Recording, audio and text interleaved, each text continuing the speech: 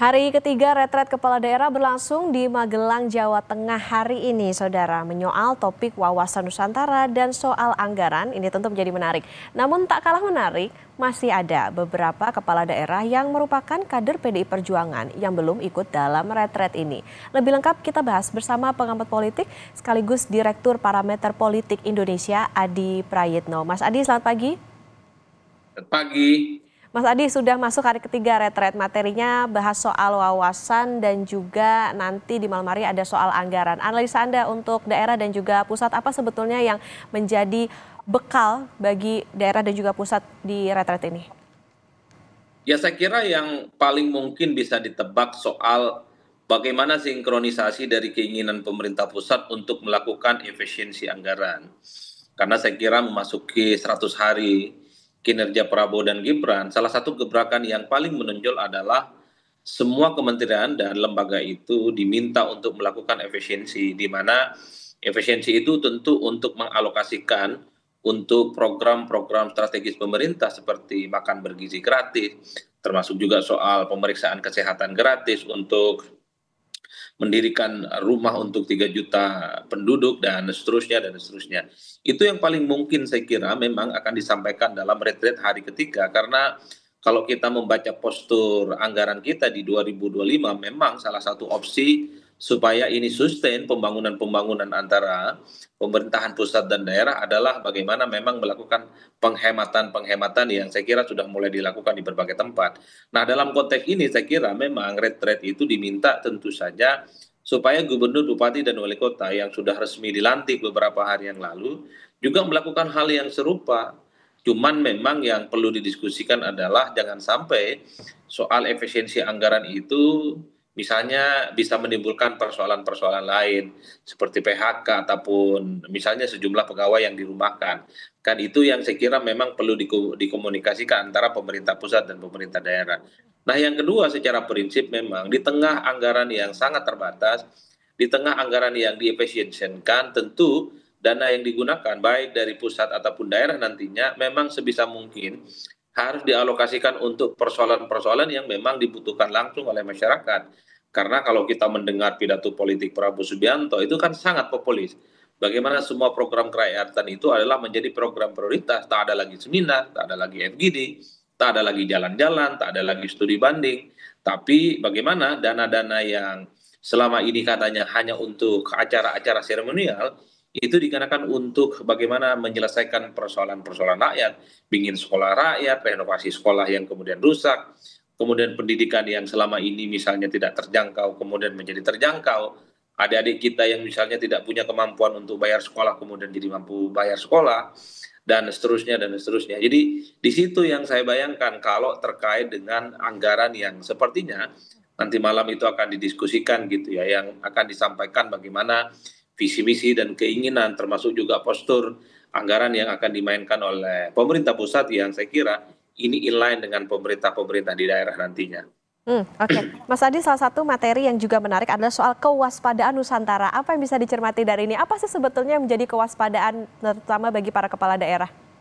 Ya, saya kira memang secara umum kalau soal kewaspadaan Nusantara itu sebagai bentuk diskusi-diskusi yang sifatnya normatif substantif ya.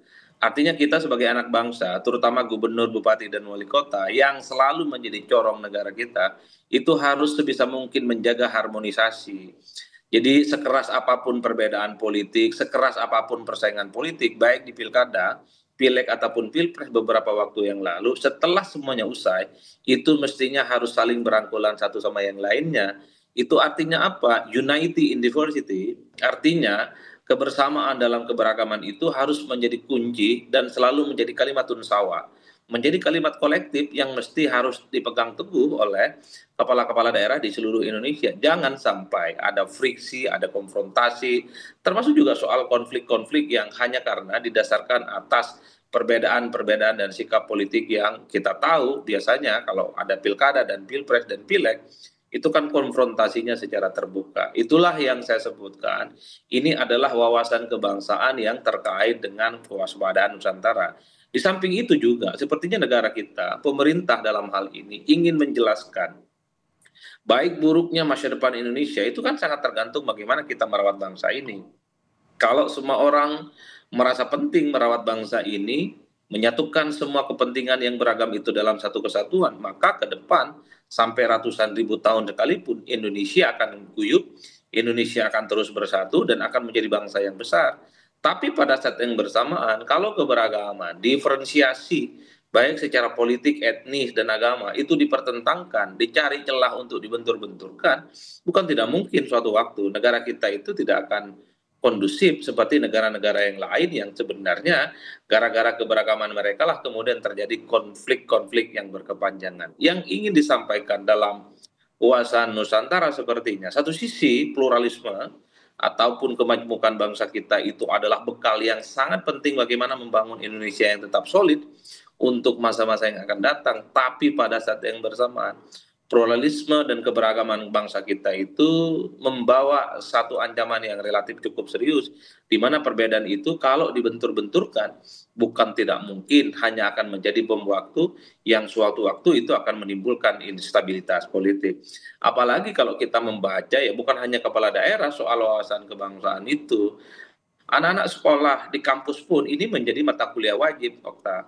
Di kampus saya di UIN Syarif Hidayatullah misalnya ada pendidikan Pancasila dan kewarganegaraan. Salah satu materinya adalah bagaimana negara kita itu harus dipahami sebagai kolektif kolegial yang sudah menjadi kompromi dari kepentingan-kepentingan elit bangsa dan negara.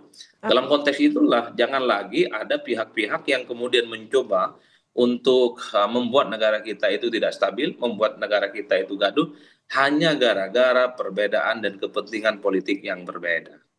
Oke, baik. Tentu menarik tadi soal bagaimana pengelolaan yang harus sinkron. Nanti kita lanjutkan kembali, Mas Adit dan saudara tetaplah di Breaking News Kompas TV. Kami akan hadir usai jeda.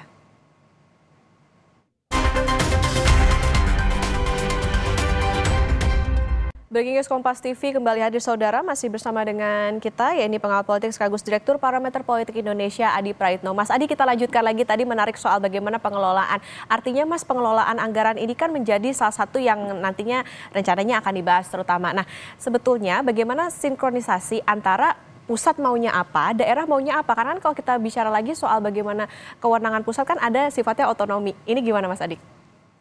Ya, memang sinkronisasi itu pertama adalah untuk menyamakan bahwa satu sisi daerah itu sampai hari ini pastinya didasarkan pada Undang-Undang Otonomi Daerah, di mana kewenangan daerah itu memang sangat terpusat bagaimana seorang gubernur, bupati, dan wali kota bisa mampu memainkan, termasuk juga mendesain bagaimana postur anggaran mereka itu dialokasikan untuk kepentingan-kepentingan masyarakat secara langsung. Tapi kan kita juga tahu betapa sebenarnya begitu banyak daerah-daerah yang ada di Indonesia.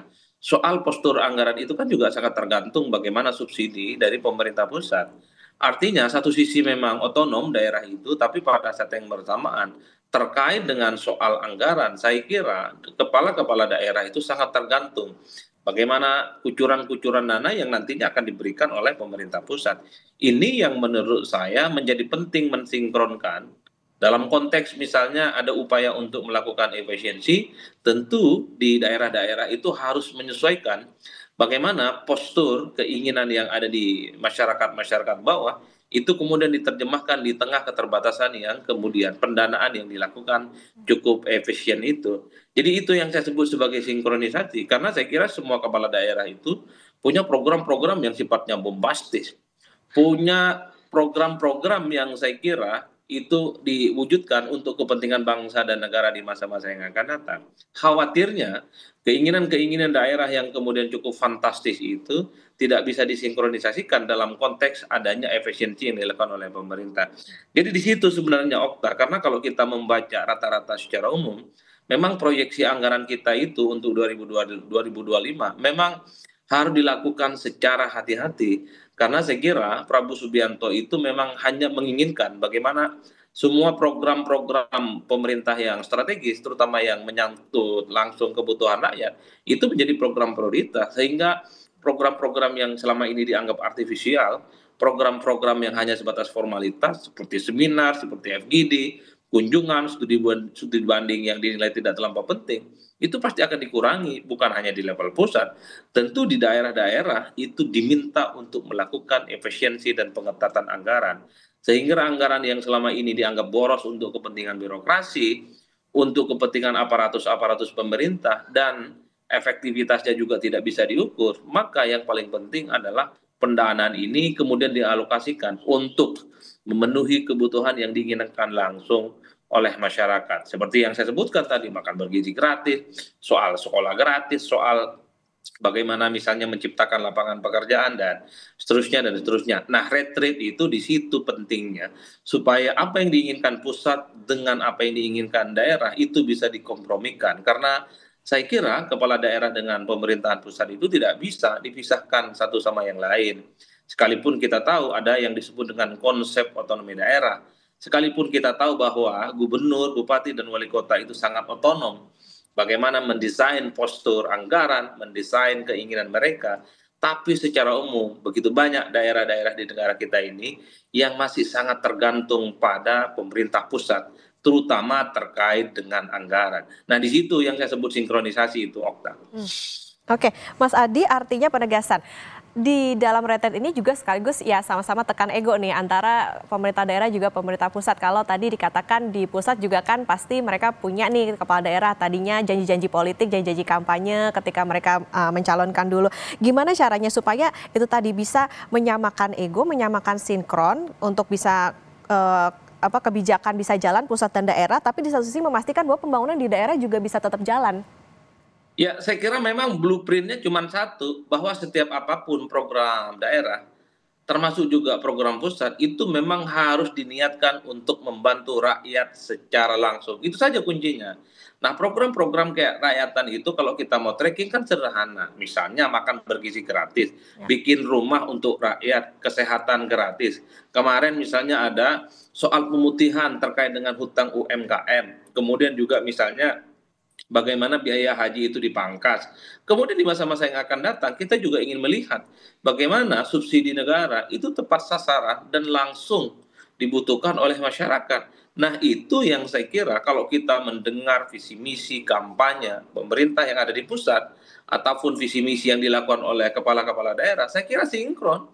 Kalau kita mau tracking satu persatu ya, 545 kabupaten kota dan provinsi saat pilkada serentak kemarin di bulan November, semua yang dijanjikan oleh para kepala daerah itu adalah program-program kerakyatan, mengentaskan kemiskinan, kemudian menghilangkan pengangguran, akses terhadap dunia pekerjaan, mensejahterakan petani, nelayan, para buruh, dan seterusnya. Itu yang saya sebutkan sebagai sebuah blueprint. Artinya dalam retret kali ini tentu publik berharap ada penegasan bahwa keinginan-keinginan untuk menyelesaikan persoalan rakyat itu tidak bisa dibantah, bukan hanya sebatas retorika. Karena publik juga menganggap umum sebenarnya para pejabat-pejabat daerah ini kan kalau berkampanye seakan-akan dia itu malaikat, seakan-akan dia itu adalah sebagai sosok yang kemudian akan menyelesaikan semua persoalan. Tapi ketika sudah menjabat, sudah dilantik, jangankan menyelesaikan persoalan kebangsaan, justru yang terjadi itu adalah memperkaya diri hanya untuk kepentingan pribadi, kelompok, dan golongannya. Nah, retreat ini bagi saya adalah sebagai reminder, sebagai peneguhan kembali komitmen bahwa mereka ketika menjadi kepala daerah, tujuan utamanya adalah bagaimana daerah-daerah itu bisa selesai dan bisa tuntas persoalan-persoalan yang selama ini tidak bisa diselesaikan. Nah, saya kebetulan orang kampung dan orang desa. Di kampung saya itu problem utamanya adalah misalnya itu soal pertanian. Bisa tidak? Yang dari kampung saya itu yang jadi bupati bisa menyelesaikan persoalan pertanian. Persoalan pertanian apa? Pupuk, soal harga gabah, terkait misalnya juga banyak tengkulak-tengkulak yang sejak lama dan sampai hari ini praktiknya itu tidak bisa dihilangkan. Di daerah-daerah lain misalnya yang bisa dianggalkan itu adalah soal perkebunan. Bagaimana persoalan perkebunan itu bisa menjadi insentif dan kemudian daerah bisa berkembang. Itulah yang saya sebutkan. Bagaimana menyatukan egoisme antara kepentingan-kepentingan sektoral yang semacam ini dalam konteks retreat menjadi penting bagi saya supaya yang dipikirkan itu bukan pribadi dan kelompok kepentingannya. Tapi yang diutamakan itu adalah bagaimana menerjemahkan rakyat tak lagi sengsara dan rakyat tak lagi susah. Menurut saya begitu, Okta, substansinya. Oke, ada PR utak-atik gimana anggaran bisa masuk ke permasalahan-permasalahan prioritas yang ada di daerah masing-masing. Tentu ini balik lagi tadi harus diniatkan untuk rakyat. Nah, Mas Adi, tapi di satu sisi saat ini kepala daerah ikut retret 3 hari, tapi di hari ketiga, tetapi masih ada nih di hari ketiga ada 47 kepala daerah belum hadir dan belum ada informasi atau konfirmasinya. Seberapa besar dampaknya? Karena lumayan nih jumlahnya 47 menurut Anda? Ya, saya kira begini, saya terus terang agak sedikit mengkritik ya dengan sikap PDIP, hanya karena misalnya persoalan Hasto ditahan kemudian menggunakan instrumen politik untuk menunjukkan wajah tidak kompak dengan pemerintah. Saya dari dulu selalu mengatakan, persoalan Hasto itu yang memang harus dilawan dengan cara-cara hukum. Artinya masih ada upaya-upaya misalnya di peradilan kedua untuk menunjukkan bahwa Hasto itu tidak bersalah secara hukum. Ketimbang misalnya menggunakan cara-cara politik dengan memboikot untuk tidak ikut retreat, itu kasihan kepala daerahnya. Kalau kita membaca rata-rata secara umum, kepala-kepala daerah yang belum datang itu kan mayoritas dari PDIP. Mereka itu sudah ada di Magelang, ada di Jogja, ada di Semarang, di sekitaran tempat retreat. Mereka itu kelihatan sekali suasana hatinya itu ingin mengikuti bagaimana retreat kepala daerah yang dilakukan oleh pemerintah.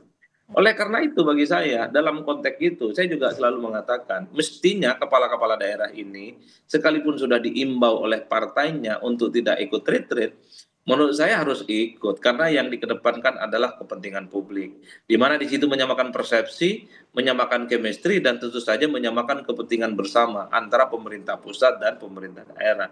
Jadi itulah yang sebenarnya per hari ini kita akan saksikan sebenarnya sampai kapan kira-kira boykot untuk tidak ikut retreat ini akan berlangsung karena saya kira akan dirugikan itu karena materi-materi yang akan disampaikan dalam materi retreat itu penting meski kita tahu tidak ada jaminan apapun bahwa setelah ikut retreat itu kepala-kepala daerah itu bisa bekerja dengan maksimal juga tidak bisa dijadikan ukuran kalau ikut retreat itu seakan-akan dia pro rakyat ataupun tidak tapi setidaknya retreat itu adalah sebagai tempat untuk meningkatkan kapasitas, untuk meningkatkan kemampuan, termasuk juga bagaimana cara mengelola keuangan-keuangan daerah yang pastinya secara sistematis akan disampaikan oleh pemerintah. Di situ sebenarnya, Okta, tentu kalau kita sebagai rakyat biasa berharap di sisa waktu retreat ini ya kawan-kawan kepala daerah yang masih menahan diri untuk tidak ikut retreat itu ya secara berangsur harus mulai berdatangan minimal untuk menunjukkan bahwa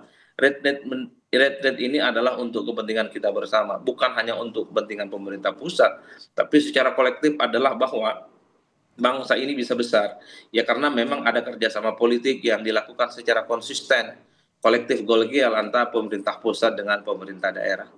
Oke, Mas Adi, nanti kita akan lanjutkan usai jeda dan saudara Breaking News Kompas TV masih akan kembali usai jeda, jadi tetaplah bersama kami.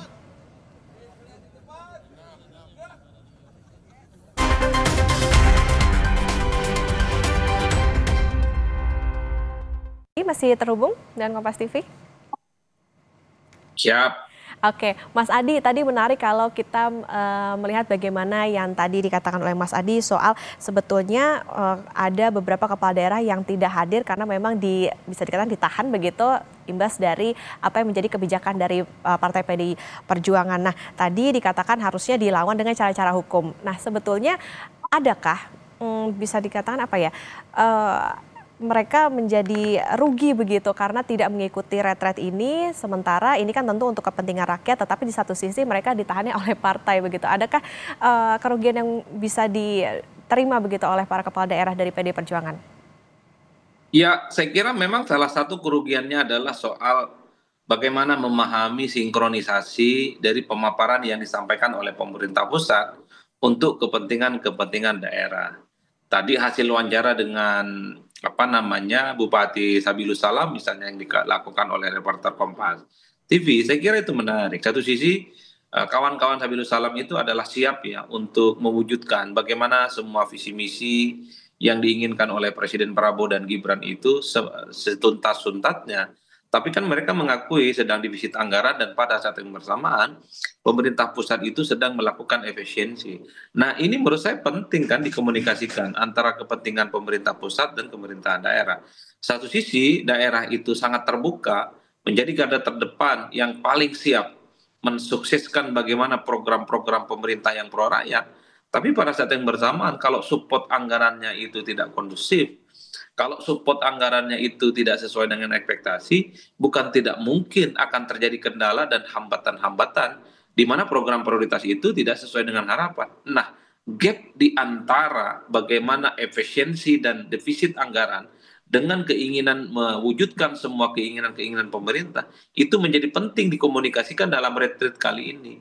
Itulah yang saya sebut di awal sinkronisasi, mensistematisasi, dan mengkolaborasi. Kira-kira ada tidak titik temu yang bisa dikompromikan antara kepentingan pusat dan daerah di tengah upaya-upaya efisiensi dan di tengah daerah-daerah itu yang masih sangat tergantung bagaimana anggaran dari pusat itu diberikan kepada mereka. Oleh karena itu bagi saya 47 gubernur, bupati, dan wali kota yang tidak ikut retret dalam konteks itu, pastinya mereka akan gagal memahami bagaimana sinkronisasi itu bisa dilakukan. Karena dengan adanya sinkronisasi, dengan adanya pemaparan materi di hari ketiga, soal bagaimana mengelola anggaran, itu kan adalah satu keistimewaan.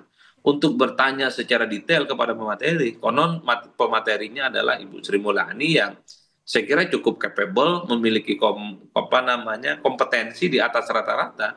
Bagaimana manajemen keuangan itu bisa sinambung antara pemerintahan pusat dan daerah.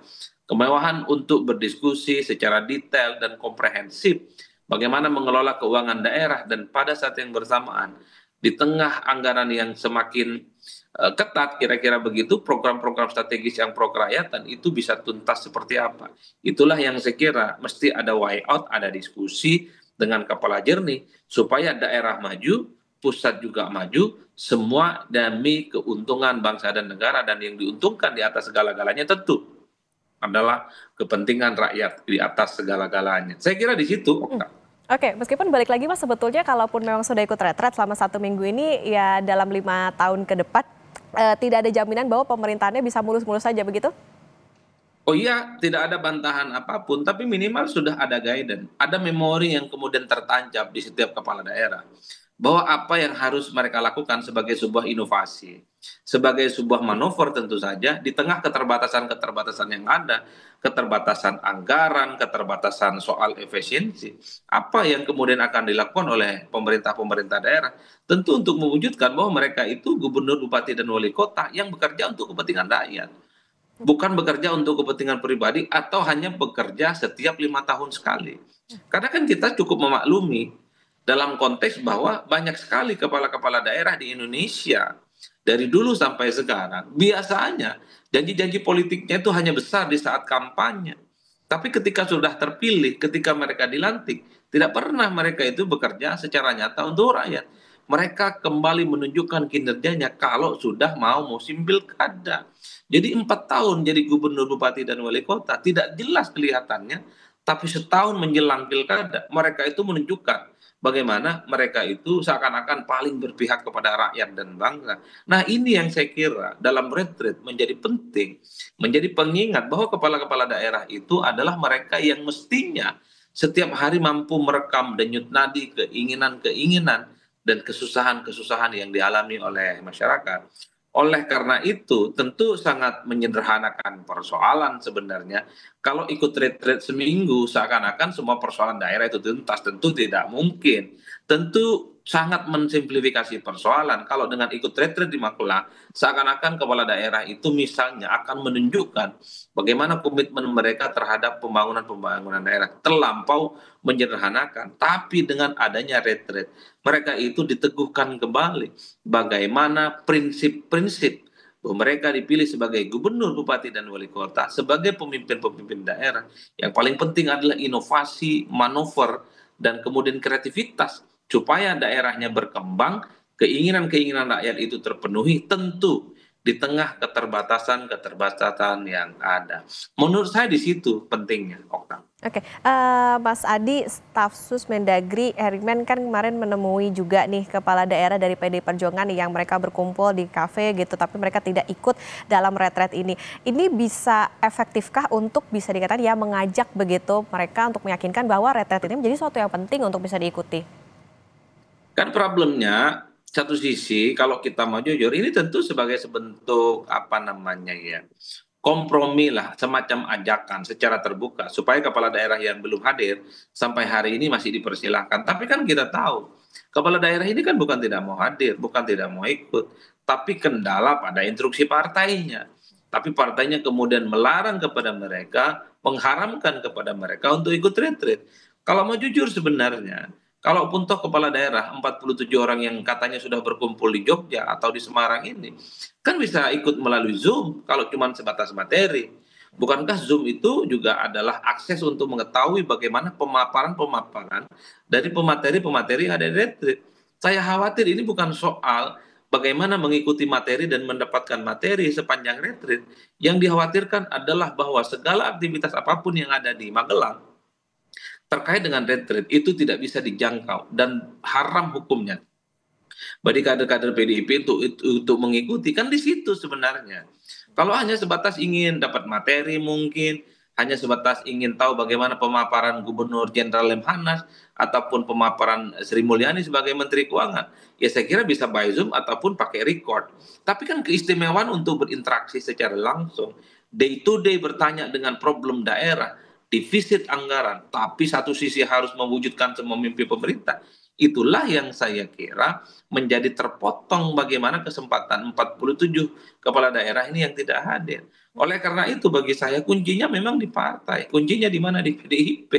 Percuma misalnya ada pejabat kementerian datang kalau memang 47 kepala daerah ini lebih tunduk kepada partainya dan menganggap retreat itu dianggap tidak penting dan mungkin menganggap retreat itu hanya sebatas ya formalitas yang tidak terlampau dianggap signifikan bagi perubahan dan perkembangan yang ada di daerahnya masing-masing. Hmm. Jadi kuncinya memang di partai politik. Oke, kuncinya di partai politik. Sudah hari ketiga, cukup nggak Mas Adi? Kalau misalnya mereka nantinya mungkin akan ada keputusan mereka akan ikut begitu, karena tadi balik lagi bagaimana prinsipnya adalah ini diniatkan untuk rakyat. Ya kalau kita mendengar statement-statement dari Kementerian Dalam Negeri sampai hari ini termasuk besok sekalipun mereka masih menerima kepala-kepala daerah yang sampai hari ini belum datang. Itu artinya ini sebagai bentuk sikap legowo dari panitia tentu saja sebagai penyelenggara. Bagaimana semua kepala daerah itu diberikan kesempatan yang sama untuk mengikuti materi-materi yang ada. Meski pada saat yang bersamaan harus diakui, pasti kepala-kepala daerah yang lain bertanya-tanya, ini seakan-akan eksepsional, ini seakan-akan ada karpet merah kepada 47 kepala daerah yang nggak hadir dan boleh ikut di tengah jalan. Itu yang saya kira memang seakan-akan ada perlakuan khusus gitu ya terhadap kepala daerah yang kemudian tidak ikut sampai hari ini. Kalau saya sih lebih usul karena ini sudah 3 hari, pasti 2 hari sebelumnya itu adalah materi penting juga yang tidak diikuti oleh 47 ini. Ya saya kira memang harus ikut retreat di gelombang kedua. Konon akan ada gelombang kedua bagi kepala-kepala daerah yang tidak hadir dengan cara alasan apapun. Ada yang misalnya urusan keluarga, ingin menikahkan keluarganya karena apa namanya proses seremonialnya itu bisa berlangsung 3 sampai 4 hari. Ada juga yang berhalangan hadir karena faktor sakit dan seterusnya dan seterusnya. Jadi menurut saya ketimbang ikut di hari keempat ya mending ikut yang kedua. Ada gelombang kedua yang sepertinya juga dipersiapkan oleh pemerintah sebagai upaya pemantapan visi misi kepada pemimpin-pemimpin daerah yang tentu saja diharapkan mampu mendeseminasi bagaimana persoalan-persoalan pusat itu bisa diterjemahkan ke daerah. Menurut saya sih sesimpel itu saja sih sebenarnya. Menarik Mas Adi tadi soal bagaimana dibuat bergelombang. Nah, ini apakah memang kepala daerah itu butuh pembekalan yang bisa kan berjilid-jilid begitu, ini yang pertama, kemudian ada yang kedua dan seterusnya, di tengah situasi kita sedang efisiensi. Nah kan memang kalau mau jujur retreat itu secara signifikan dikritik sejak awal. Bukankah efisiensi itu adalah menghemat semua anggaran dan tidak terbuang untuk acara-acara seremonial. Kita kan sering mendengarkan Ya. bagaimana pidato-pidato pemerintah. Satu, jangan lagi misalnya di masa-masa yang akan datang minimal 3 tahun nggak ada lagi seminar, nggak ada kumpul-kumpul, nggak ada FGD, nggak ada kunjungan kerja, nggak ada studi banding. Karena itu dianggap boros. Nah tiba-tiba ada retreat. Dulu kalau tidak salah anggarannya sekitar 29 M, tapi kemudian dipangkas jadi 13 M. Kan tidak mengherankan sebenarnya kalau publik per hari ini bertanya-tanya, apa judul dengan efisiensi itu kalau ada duit negara jumlahnya 13 M dipakai untuk retreat yang belum tentu hasilnya bisa diandalkan untuk mewujudkan daerah itu bisa mantap. Bukankah 13M itu lebih mantap misalnya dialokasikan untuk kepentingan langsung, kebutuhan rakyat, ngebantu misalnya anak-anak sekolah yang tidak sanggup bayar SPP, atau membantu merenovasi sekolah, atau membantu misalnya bagaimana akses terhadap dunia pekerjaan dengan cara mensupport UMKM dan seterusnya. Itu kan kemudian dikritik. Nah, adanya upaya untuk melakukan retreat gelombang kedua yang disampaikan oleh Kementerian Dalam Negeri itu kan juga dikritik. Ini gimana judulnya? Efisiensi, tapi acara seremonialnya juga penting. Efisiensi, tapi penambahan sejumlah staf sus di kementerian juga terjadi.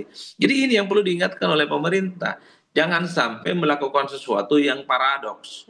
Paradoks itu adalah sesuatu yang bertabrakan. Satu sisi katanya ada efisiensi, semua kementerian dan lembaga itu dipaksa untuk berhemat, tapi pada saat yang bersamaan ada kegiatan-kegiatan lain yang juga dikritik seperti retreat karena menggunakan dana APBN 13M yang saya kira publik juga menilai kalau itu untuk kepentingan rakyat secara langsung justru dianggap jauh lebih penting dibandingkan dengan retreat yang dalam banyak hal kalau dilihat ya memang lebih banyak seremonialnya sekalipun di situ juga ada materi-materi penting. Oke. Balik lagi tentu ini harus diniatkan untuk rakyat. Mas Adi, mungkin saya satu lagi soal ini kan memang dikatakan tidak ada sanksinya, tapi balik lagi ini tentu pembekalan yang sangat penting bagi para kepala daerah untuk tadi sinkronisasi kebijakan supaya bisa berjalan dengan baik antara pusat dan daerah. Artinya kalau misalnya seperti ini, haruskah ada sanksi bagi mereka yang tidak hadir atau ya sudah tidak ada sanksi, tapi balik lagi ini tentu menjadi salah satunya mungkin menimbulkan sanksi sosial begitu misalnya bagi kepala daerah yang tidak hadir. Kalau sanksi hukum saya kira tidak perlu. Bahkan sanksi sosial dan politik pun juga sebenarnya tidak perlu. Percuma diberikan sanksi kalau tidak mampu mengubah kesadaran publik, tidak mampu mengubah kesadaran pada elit-elit di negara kita. Pendekatan hukum selama ini sering dilakukan terhadap koruptor, pelaku kejahatan. Itu nggak mempan. Nah, yang paling penting sebenarnya ketika ada 47 kepala daerah yang memboikot untuk tidak ikut retret, tentu pendekatannya adalah budaya politik namanya. Jadi mereka itu harus mengubah mindset mereka. Satu, ketika mereka sudah terpilih sebagai gubernur, bupati, dan wali kota, mereka itu harus mampu melepaskan atribut mereka sebagai anggota partai. Jadi ketika ada panggilan dari negara, panggilan dari pemerintah untuk melakukan koordinasi, mestinya harus tegak lurus mereka itu. Jadi identitas kepartaian ditanggalkan.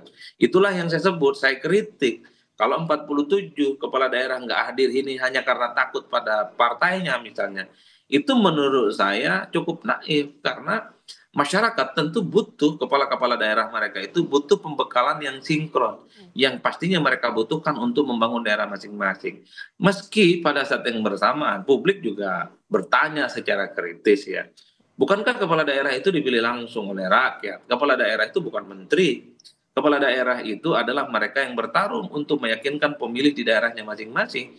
Jadi sebenarnya kalau soal ketaatan dan kepatuhan, apalagi bisa didikte oleh pemerintah pusat, rasa-rasanya juga tidak elegan. Artinya apa? Sekalipun retret itu penting, kalau memang ada kepala daerah tidak ikut, ya mestinya tidak ada sanksi apapun. Kenapa? Karena kepala daerah itu adalah mereka yang otonom dan independen. Bagaimana dia menjalankan daerahnya masing-masing tanpa intervensi siapapun. Yang penting tidak melanggar aturan dan yang paling penting adalah satu ya, seiring dengan nafas perjuangan yang diinginkan oleh pemerintah pusat. Karena kan kita tidak bisa menjustifikasi, sekalipun 47 kepala daerah yang tidak ikut retret ini tidak hadir, bukan berarti mereka tidak memperjuangkan aspirasi pusat. Secara fisik tidak hadir, tapi saya juga menduga dan cukup yakin 47 pemerintah daerah yang tidak hadir ini pastinya juga akan menerjemahkan bagaimana pemerintah pusat itu punya keinginan dan punya visi besar. Nah, itulah yang saya sebutkan. Kalau menteri masuk akal, kalau wamen masuk akal, kalau kepala badan masuk akal, tidak hadir kena sanksi, bisa kena reshuffle, dianggap membangkang dan tidak dianggap patuh terhadap presiden. Tapi kalau kepala daerah, orang bertanya-tanya. Baik. Karena yang memilih kepala daerah bukan presiden, tapi rakyat di tempatnya masing-masing. Oke, baik. Sudah dipilih rakyat, artinya balik lagi kepentingannya juga harus untuk rakyat. Meskipun ini balik lagi tadi tidak ada jaminan bahwa pemerintahan di 5 tahun ke depan bisa smooth begitu, tapi tentu retret ini menjadi salah satu pembekalan yang penting, terutama bagi para kepala daerah untuk bisa sinkron antara pusat dan daerah. Terima kasih pengamat politik sekaligus Direktur Parameter Politik Indonesia, Mas Adi Praitno sudah bersama di Breaking News Kompas TV. Sehat selalu Mas Adi.